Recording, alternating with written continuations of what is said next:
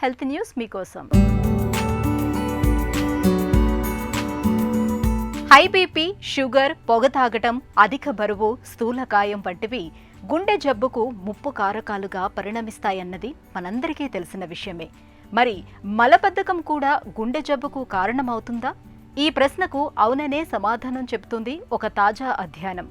గుండెపోటు, గుండె వైఫల్యం వంటి తీవ్ర సమస్యలకు మలబద్ధకానికి మధ్య సంబంధం ఉన్నట్లు పరిశోధకులు చెబుతున్నారు. మనలో చాలా మందిలో మలబద్ధకం ఉంటుంది.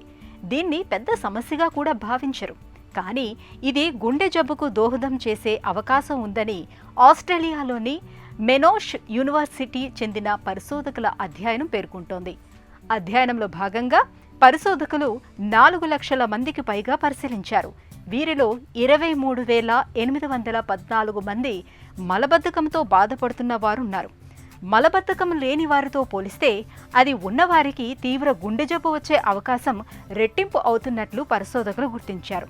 ఇక అధిక రక్తపోటుతో బాధపడే వారికైతే ఈ ముప్పు ఇంకా ఎక్కువగా ఉండటం గమనార్హం. అధిక రక్తపోటుతో ముడిపడిన గుండె జబ్బు ముప్పులను మలబద్ధకం మరింత ఎక్కువ చేస్తున్నట్లు ఫలితాలు సూచిస్తున్నాయని పరిశోధకులు చెబుతున్నారు.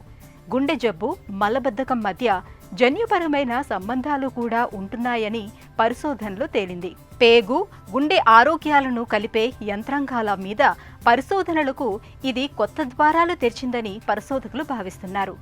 గుండె జబ్బు నివారణ, నియంత్రణకు పేగుల ఆరోగ్యం మీద దృష్టి సారించాల్సిన అవసరం చాలా ఉందని శాస్త్రవేత్తలు సూచిస్తున్నారు.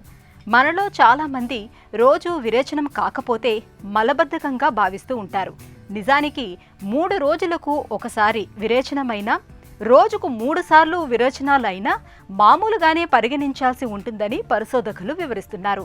తాజా పరిశోధన నేపథ్యంలో మలబద్ధకంతో బాధపడుతున్నప్పుడు దాన్ని తగ్గించుకునేందుకు వీలుగా ఆహార విహారాల్లో తగిన మార్పులు, చేర్పులు చేసుకోవాల్సి ఉంటుంది. అప్పుడే గుండె జబ్బు ముప్పును మనం నివారించుకోగలమని పరిశోధకులు చెబుతున్నారు.